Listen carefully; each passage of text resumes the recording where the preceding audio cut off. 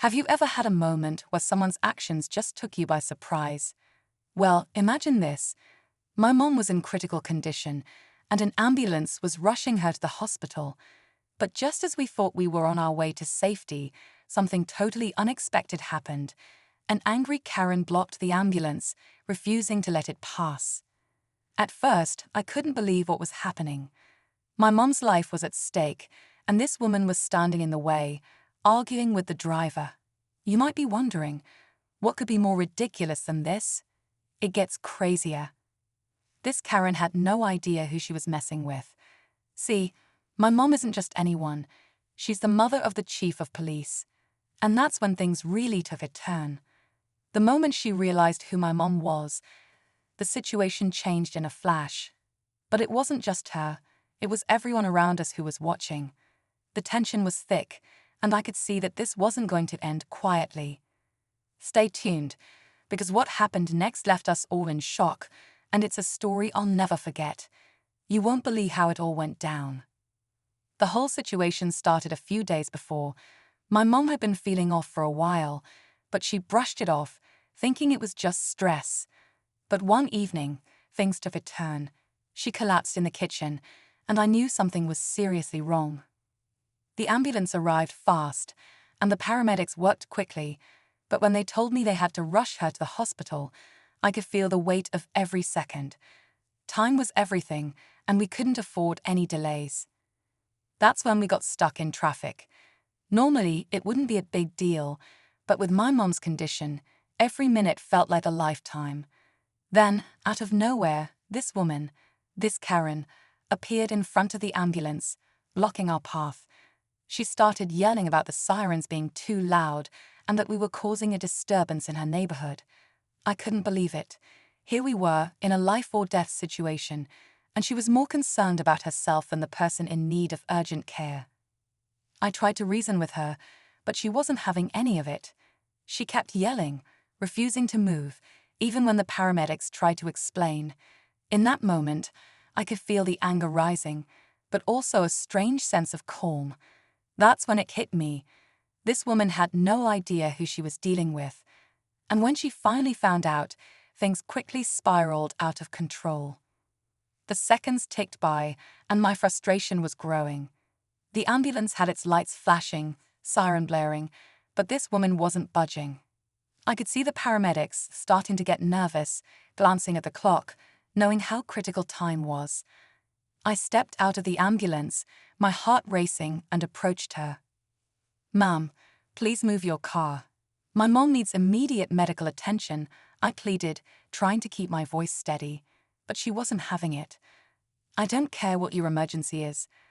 I live here, and this is a quiet neighborhood. You can't just drive through like that." She snapped back, waving her hands dismissively. It was as if she couldn't even hear me. I was getting desperate. My mom's health was deteriorating right in front of me, and this woman was making everything worse. As I stood there, trying to reason with her, I saw a car pull up in the distance. It was a black SUV, and it stopped just a few feet behind the ambulance. I didn't think much of it at first, but then the door opened, and out stepped a man I recognized instantly, Chief Ramirez, my mom's best friend for years. I knew he had been in law enforcement for a long time, but seeing him there now made me wonder if he knew about the mess unfolding. I could see the gears turning in his head, and that Karen finally seemed to notice him too. She must have realized who he was because suddenly her attitude shifted, but she wasn't ready to back down completely. Instead, she stood there, arms crossed, challenging him, like she had some sort of power that could keep her in control. The tension was palpable. People had started gathering around, watching as this bizarre standoff unfolded. I couldn't help but feel like something bigger was going on. The situation was no longer just about my mom. It had become a test of wills, a power struggle, and I had no idea how it was going to play out. As the standoff continued, I could feel the weight of the situation pressing down on me. The paramedics were growing visibly frustrated, glancing at their watches, knowing every second counted. The Karen, now completely entrenched in her stance, wasn't just refusing to move. She was digging her heels in, insisting that the ambulance wasn't following the rules. The longer this went on, the more the tension in the air grew, and I started to feel like I was stuck in a nightmare that I couldn't wake up from. Chief Ramirez stood there, silent for a moment, studying the woman. His calm demeanor made it clear he was used to handling difficult situations, but this was different. I could see him calculating his next move. I thought for a second that he might just step in and handle it, but the Karen wasn't backing down. And honestly, she wasn't just being difficult anymore. There was a certain arrogance in her posture, like she was daring anyone to challenge her. I was growing desperate, watching my mom fade in the back of the ambulance. I couldn't wait any longer. I took a deep breath and decided to make one last plea. "Please," I said, my voice shaking slightly, "you have no idea what this is doing to my mom. She's seriously ill. She could die if we don't get to the hospital right now." The crowd around us had grown. People were whispering, their eyes flicking between the two of us. I could see some of them silently supporting the Karen, while others looked uneasy, unsure of who was in the wrong.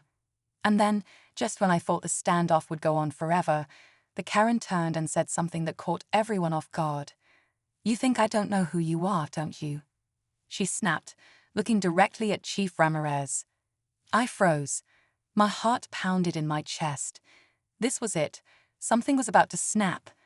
I had no idea what she meant, but I could tell by the way the chief's expression changed that whatever it was serious. Everyone was on edge now, waiting for the next move. The atmosphere felt charged, like a moment before a storm, and I had no idea how it was all going to explode. The words hung in the air like a heavy cloud. The Karen's gaze was locked on Chief Ramirez, and for a moment, I thought she was going to say more.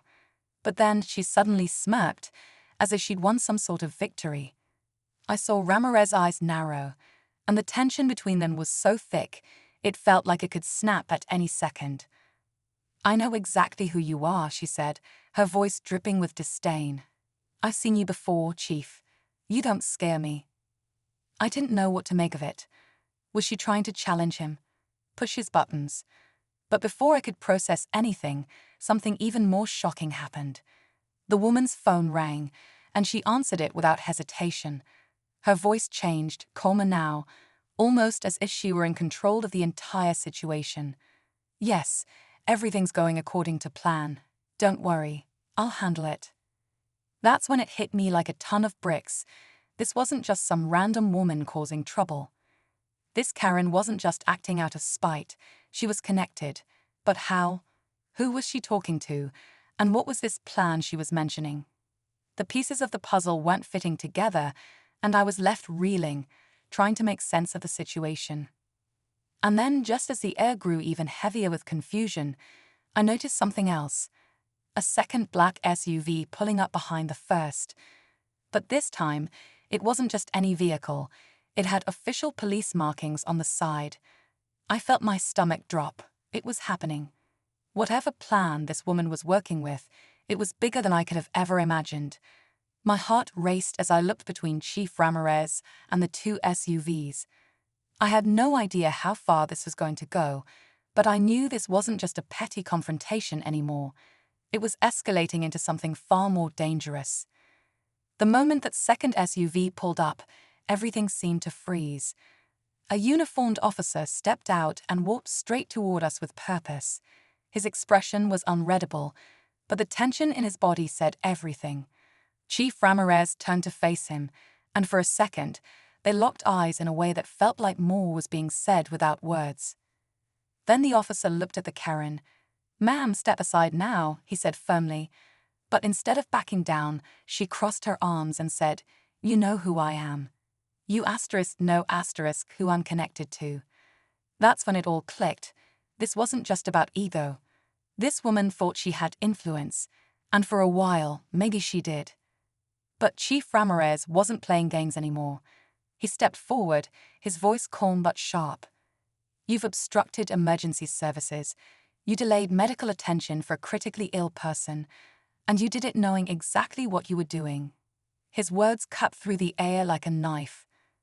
She tried to protest, but it was too late. The officer placed her in handcuffs, reading her rights as the crowd watched in stunned silence. Finally, the ambulance was cleared to move. My heart was racing as we pulled away, my eyes on my mom as she weakly held my hand. We were going to make it. But just when I thought it was all over, my phone buzzed. A blocked number. I answered without thinking, and a calm voice said, "You just made a powerful enemy. This isn't finished." My blood ran cold. The Karen may have been arrested, but the story, far from over.